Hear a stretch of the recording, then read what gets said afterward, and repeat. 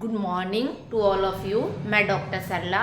आज का जो हमारा चर्चा का विषय है वो करंट जीके को है और कुछ हम सिविल के पर्पस से असिस्टेंट प्रोफेसर के जो पॉलिटिकल सब्जेक्ट है जिनका उनके पर्पस से हम चर्चा करेंगे। तो हमारा जो पहला क्वेश्चन है, फर्स्ट क्वेश्चन है, भारत और मालदीव के मध्य कौन सा वाटर चैनल शुरू किया गया है, लॉन्च किया गया है, या भारत और मालदीव को अलग करने वाला, ये भी क्वेश्चन घुमा के आ सकता है, अलग करने वाला कौन सा चैनल शुरू किया गया है, सा चैनल है, उसका नाम बताना है। तो देखिए वो 8 डिग्री चैनल है।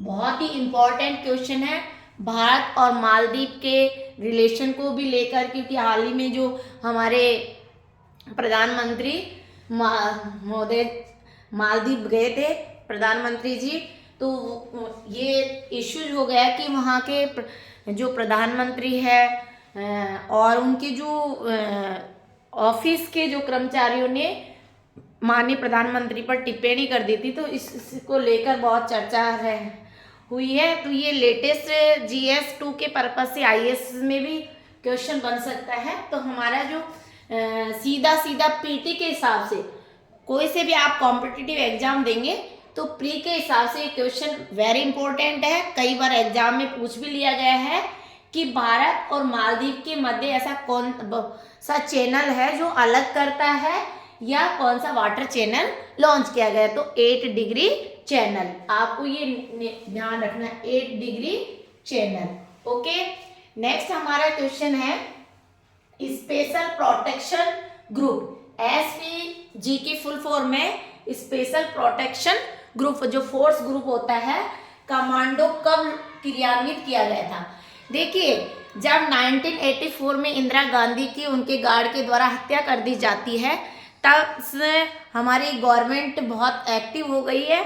तब से फिर ये 1988 में 1988 में ये इस SPG कमांडो को क्रियान्वित किया गया है, प्लेटफॉर्म पे उतारा गया है।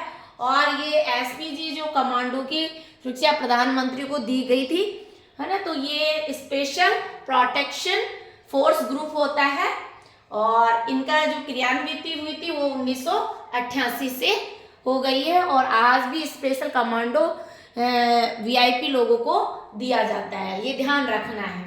नेक्स्ट हमारा क्वेश्चन है Guruvayur, very important, IAS PT के हिसाब से भी महत्वपूर्ण है और GS के पर्पज से हिसाब से भी ये बहुत महत्वपूर्ण क्वेश्चन बनेगा। गुरुवायूर श्री कृष्ण स्वामी मंदिर, जिसे दक्षिण का द्वारका भी कहा जाता है। गुरुवायूर मंदिर है, ये कहाँ पर स्थित है, जिसे दक्षिण का द्वारका भी कहा जाता है, और ये श्री कृष्ण स्वामी जी का मंदिर है। तो आप ये ध्यान रखें कि ये केरल स्टेट में है, त्रिशूर जिला है, और गुरुवायूर गांव के नाम से ही इस मंदिर का नाम पड़ा है।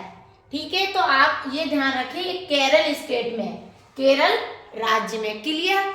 फिर देखिए नेक्स्ट हमारा क्वेश्चन है अकुवेरिन दोस्ती, ये कौन है, अकुवेरिन भी अभ्यास का नाम है, दोस्ती भी अभ्यास का नाम है, और ऑपरेशन शील्ड 2021 अभ्यास किन देशों के बीच में शुरू किया गया था।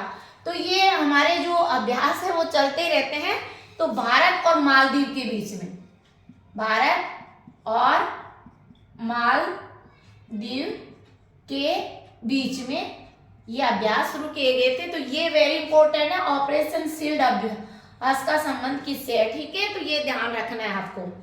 फिर नेक्स्ट क्वेश्चन है बेटा वोल्ट किस देश की कंपनी है, वेरी इंपॉर्टेंट।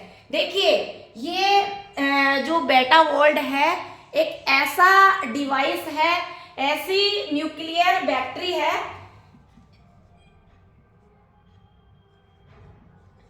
न्यूक्लियर बैटरी है जिसको चीन ने लॉन्च किया है, चीन देश ने बनाया, और ये ऐसी बैटरी है जो 50 साल तक बिना चार्ज के चलेगी, 50 साल तक बिना चार्ज किए चलेगी। तो इस पे मतलब एक GS2 IS मेंस के हिसाब से भी और RS में मेंस में भी क्वेश्चन बन सकता है कि जो बेटा वर्ल्ड कंपनी है इसके क्या एस्पेक्ट हो सकते हैं, क्या इसके रिजल्ट अच्छे हो सकते हैं या हार्मफुल भी हो सकती है, क्योंकि नेचुरली है जब न्यूक्लियर शब्द है, न्यूक्लियर बैटरी है तो बना है तो रेडियस भी होगा। अब जब रेडियस होगा तो उसके क्या डिफेक्ट आ सकते हैं, क्या रिजल्ट आ सकते हैं, क्या पॉजिटिव और क्या नेगेटिव। तो इन्होंने चाइना ने ये इश्यूज बनाया है कि ऐसी कोई इसमें हार्मफुल जैसी चीज नहीं है, न्यूक्लियर बैटरी है और ये एक ऐसी बैटरी है जो ऐसी डिवाइस है, बैटरी है न्यूक्लियर जो फोन में भी यूज की जा सकती है। तो इसलिए ये बहुत ही पॉपुलर है और ये समझ लीजिए कि ये सीधा क्वेश्चन कहीं न कहीं कॉम्पिटिटिव एग्जाम में टच होगा ही। तो इसका हमने ये सारे क्वेश्चन है मेंस के हिसाब से हमने 200 वर्ड्स में इनमें तैयार कर रखे हैं। तो आप चाहे तो संडे की कार्यशाला होती है उसमें आप ये द हिंदू पेपर है, द इंडियन एक्सप्रेस है, राजस्थान पत्रिका है, इन सब को एनालिसिस करके इनका जो कंक्लूजन है कि कौन से क्वेश्चन कॉम्पिटिटिव एग्जाम में टच हो सकते हैं, आ सकते हैं, वही आप तक हम पहुंचाते हैं प्री और मेंस के हिसाब से। तो इस तरह के आपको यदि इसका मेंस भी चाहिए तो आप रविवार को आ सकते हैं और रविवार को आप ले जा सकते हैं और कोई से भी कॉम्पिटिटिव एग्जाम की किस तरह तैयारी करें, क्या रणनीति होनी चाहिए, कौन कौन सी बुक पढ़नी चाहिए, इस तरह के आपके यदि साइको है दिमाग में तो अभी आप रविवार की कार्यशाला में 11 से 4 बजे के बीच में आके अपनी जो भी प्रॉब्लम है वो सॉल्व कर सकते हैं आके, ठीक है। अब नेक्स्ट हमारा क्वेश्चन है प्रधानमंत्री एवं केंद्रीय मंत्री। अब देखिए ये मेरा जो टाइटल देने का ये है कि आप जो न्यू स्टूडेंट है तैयारी कर रहे हैं उनके क्या पॉलिटिकल बहुत वीक होती है, कॉन्स्टिट्यूशन उनके समझ में नहीं आता है। तो हम सोच रहे हैं कि एक दो क्वेश्चन हम डेली करंट के साथ जोड़ दें तो आपका पॉलिटिकल भी क्लियर हो जाएगा और करंट भी नहीं छूटेगा, है ना। तो ये हमारे जो फैक्ट मैंने इसलिए डाले हैं, इन सब पे आपको एक टॉपिक वाइज पे मैं वीडियो दे दूंगी, ठीक है। अब देखिए पहले इसको समझ लीजिए, प्रधानमंत्री एवं केंद्रीय मंत्री। सबसे पहले इसको ध्यान दीजिए, जो प्रधानमंत्री होता है और जो उनके कैबिनेट मंत्री होते हैं उनकी नियुक्ति किसके द्वारा की जाती है, राष्ट्रपति के द्वारा। एक तो आपको ये फैक्ट ध्यान रखना है, क्लियर। अब प्रधानमंत्री एवं केंद्रीय मंत्री को आर्टिकल अलग से डाल देंगे, पर इसके समझिए आप प्रधानमंत्री केंद्रीय मंत्री की नियुक्ति, पहला ही क्वेश्चन बन रहा है आपके कि प्रधानमंत्री की नियुक्ति किसके द्वारा की जाती है, राष्ट्रपति के द्वारा, ठीक है। किसको, जो बहुमत दल का नेता हो, जिस पार्टी की जीत होती है और जितने MLP जिस पार्टी से जीते होते हैं मेंबर ऑफ पार्लियामेंट, और वो भी क्या करते हैं, वो भी सपोर्टेड करते हैं कि भाई ये बंदा ठीक है, इस व्यक्ति को हम बहुमत देते हैं। तो राष्ट्रपति जो भी बहुमत दल का नेता होगा उसको प्रधानमंत्री नियुक्त करेगा, क्लियर। फिर देखिए जो केंद्रीय मंत्री है उनकी नियुक्ति भी कौन करता है, राष्ट्रपति करता है, ये भी ध्यान रखना है आपको। अब पैनल तो बनाते हैं वही है, नियुक्ति राष्ट्रपति करते हैं। अब नेक्स्ट हमारा टॉपिक है राज्यों के राज्यपाल। तो हमारे जो देखिए 7वें संविधान संशोधन 1956 में स्पष्ट लिखा है कि 2 या 2 से अधिक राज्यों के लिए भी एक राज्यपाल होगा। तो यहाँ राज्यों के राज्यपाल की नियुक्ति किसके द्वारा की जाती है, राष्ट्रपति के द्वारा, ठीक है। और प्रत्येक राज्य अब वर्तमान में कितने हैं ये ध्यान रखना है। तो ये बिल्कुल वर्तमान में कितने राज्य हैं, 28 राज्य और 1 टेरिटरी है, यानी 28 राज्य और 8 केंद्र शासित प्रदेश है, ठीक है। तो ये ध्यान रखना है कि प्रत्येक राज्य में राज्यपाल की नियुक्ति कौन करता है, राष्ट्रपति करता है। इसका मैंने वीडियो डाल चुके हैं आर्टिकल सहित, ठीक है। तो आप उसको पीछे एक वीडियो देख सकते हैं। और प्लीज़ आप है ना हमारे चैनल को सब्सक्राइबर करें और शेयर भी करें, ताकि हम आपसे फिर हम नाइट को आपको ऑनलाइन डेली क्लास दे सके। जितने आप चैनल को सब्सक्राइब करेंगे, शेयर करेंगे, जितने जुड़ते जाएंगे उतने फिर हम आपको ऑनलाइन डेली जिस तरह से क्लासें होती है उसके अकॉर्डिंग आपको प्रत्येक टॉपिक पे हम क्लास देंगे। लेकिन जब तक आप जुड़ेंगे नहीं तब तक फिर हमारा प्रयास अधूरा रहे। तो और कोई चार्ज नहीं है। आपको ये कहना चाहूँगी कि ये हमारे जो मिशन डॉक्टर भीमराव अम्बेडकर का मिशन है ये, और फ्री ऑफ कॉस्ट है, कोई इसका चार्ज नहीं। बस ये मिशन ये एस्पेक्ट रखता है, आपसे ये अपेक्षा रखता है कि आपका सिलेक्शन हो और मिशन का नाम हो और आपका नाम हो। ओके, फिर देखते हैं दिल्ली और पुडुचेरी। देखिए ये टेरिटरी है, दिल्ली और पुडुचेरी केंद्र शासित प्रदेश है, और इनके जो मुख्यमंत्री होते हैं, ठीक है, उनकी नियुक्ति कौन करता है? राष्ट्रपति।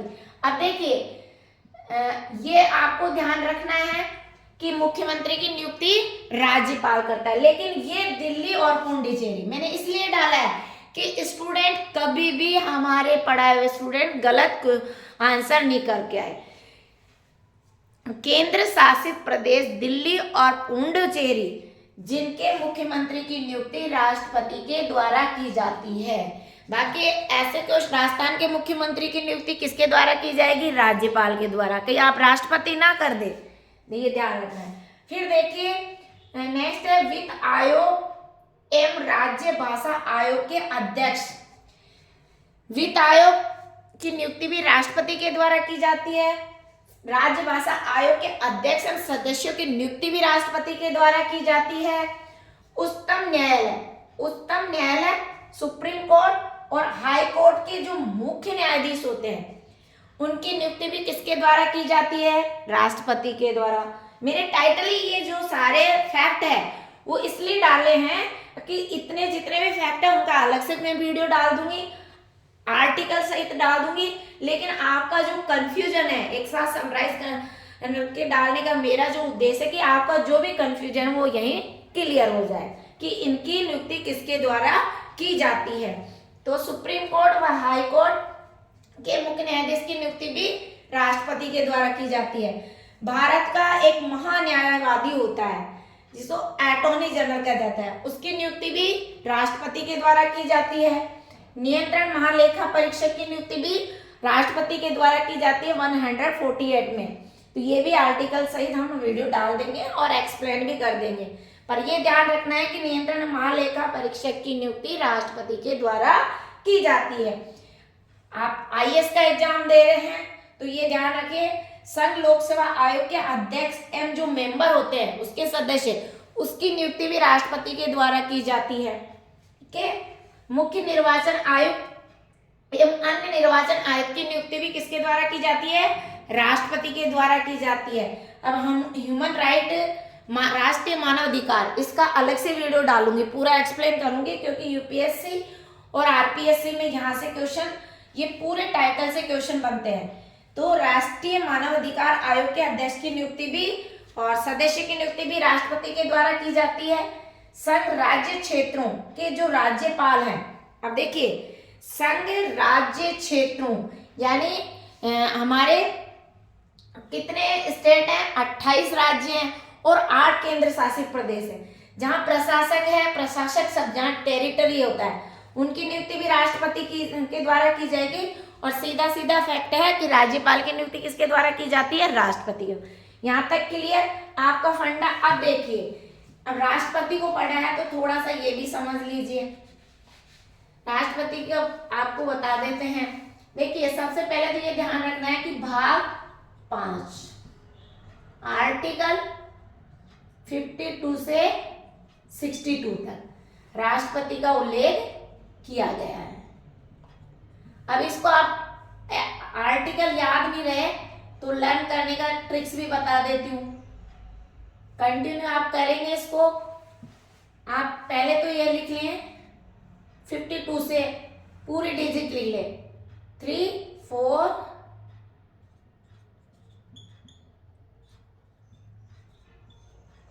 बिल्कुल भी कभी नहीं भूलोगे।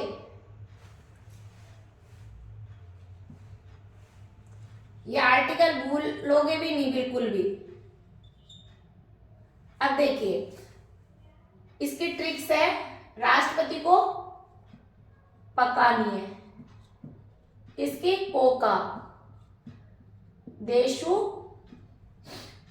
देयु योग्यता वाला, और यहाँ पे आपको करना है दसम सम।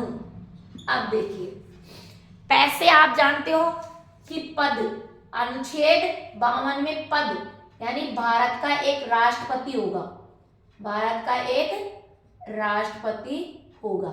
पद आ गया कि नहीं, तो अनुच्छेद पद, पकानी यानी पद, पकानी से मतलब इस पै से हमने जोड़ा, कोऑर्डिनेट किया पद कि अनुच्छेद 52 में भारत का एक राष्ट्रपति होगा।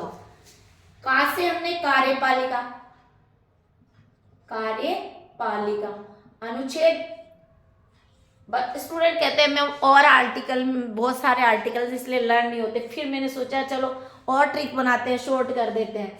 तो देखिए का से हमने कार्यपालिका यानी जो कार्यपालिका शक्ति है, संघ की कार्यपालिका शक्ति राष्ट्रपति में निहित होगी, राज्य की नहीं संघ की, क्योंकि राज्य आ जाएगा तब हम राज्यपाल, राज्य की कार्यपालिका शक्ति आएगा तो हम किसको पढ़ेंगे, राज्यपाल को। क्लियर। तो अनुच्छेद 53 में संघ की कार्यपालिका शक्ति किसमें निहित होगी, राष्ट्रपति में। कहां से हो गया, नी से निर्वाचन मंडल,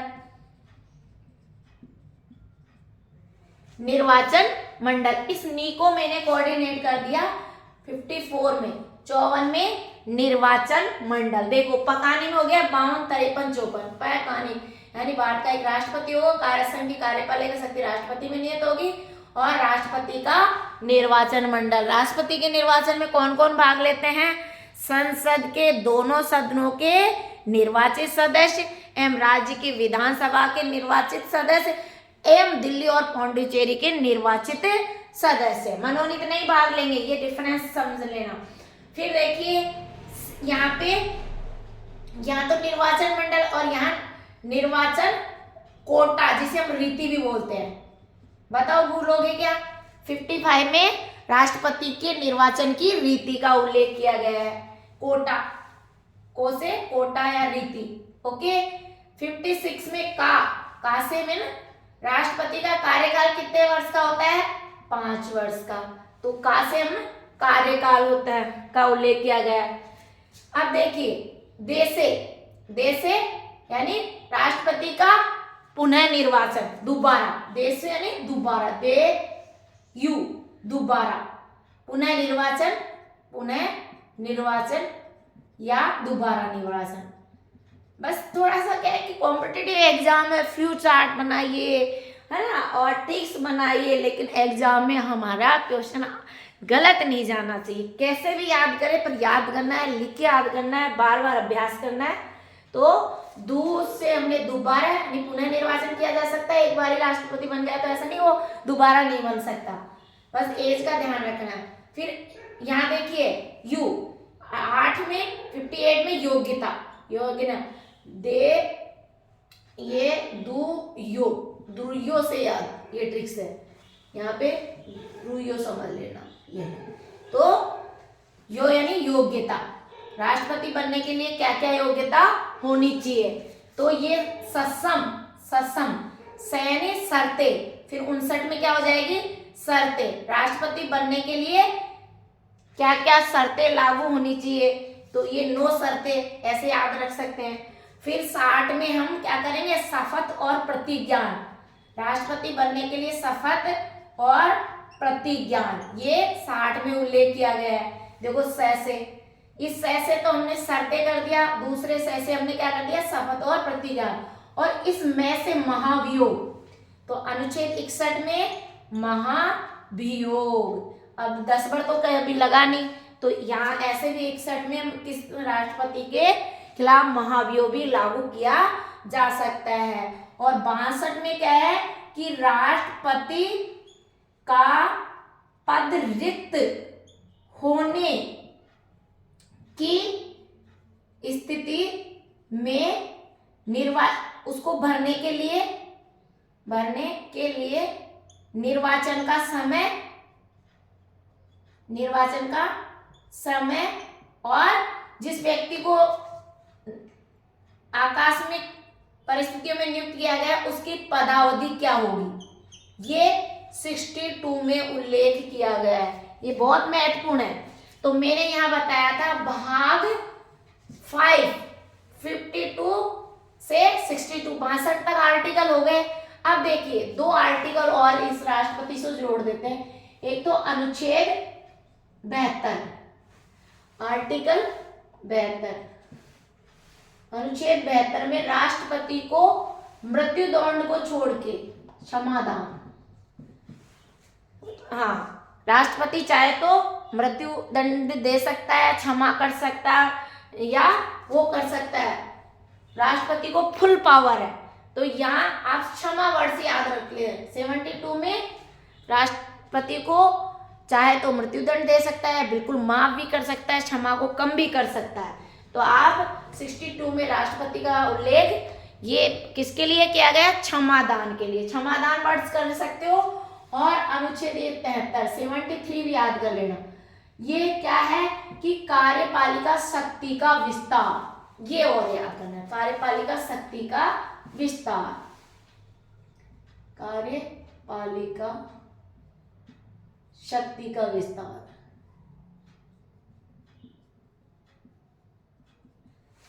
अब देखिए, अब आपका किसी भी कॉम्पिटिटिव एग्जाम देंगे तो आपका यहाँ से इस मैंने जो चैप्टर आज से चर्चा की है इसमें से एक क्वेश्चन तो चाहे कोई सा भी कॉम्पिटिटिव एग्जाम दे लेना यहाँ से आता है। मैं लेके एक क्वेश्चन ऐसा आती हूँ कि ताकि और भी स्टूडेंट को लाभान्वित हो सके। और प्लीज़ अगर आप कॉम्पिटिटिव एग्जाम की तैयारी करें तो रविवार की कार्यशाला में ज़रूर आए, ताकि आपको कुछ नए स्टूडेंट, तो मैं ये नहीं मानती पढ़ते नहीं है, लाइब्रेरी जहाँ पे हम विजिट करने जाते देखते तो लाइब्रेरी में पढ़ते रहते हैं, लेकिन उन स्टूडेंट्स को मैं ये कहना चाहूँगी कि जब तक आप है ना अपनी रणनीति को नहीं पहचानोगे तब तक लक्ष्य की प्राप्ति नहीं होगी।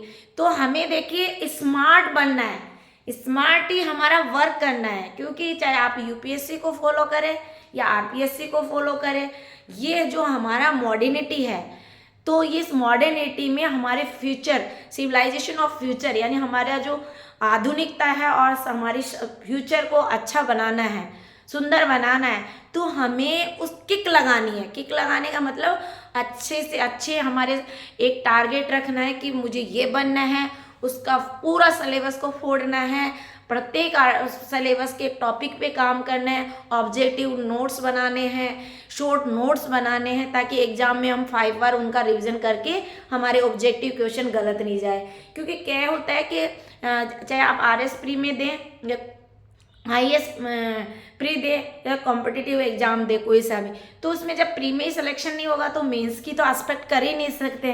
तो और नेगेटिव मार्किंग है ना। और तो ये चीज़ मतलब कुछ रणनीति ऐसी होती है जिसको हमें फॉलो करना आवश्यक है। और हर कोई कॉम्पिटिटिव एग्जाम की जो तैयारी करवा रहे हैं, यूट्यूब भी चला रखा है, लेकिन जो बेसिक चीज़ें हैं आपको जहां आप कम गलतियां कर रहे हैं वो सब संकल्प में मिलेगी, और भी नहीं, फ्री ऑफ कोर्स। तो इसी के साथ आपको आज महाबुद्ध पर्व भी है और आज अयोध्या में भगवान राम की का प्राण प्रतिष्ठा भी की जा रही है। तो मैं चाहूँगी सभी स्टूडेंट को, क्योंकि सभी से जुड़ी हुई हूँ, तो सभी को मेरी ओर से ढेर सारी शुभकामनाएं। Thank you so much.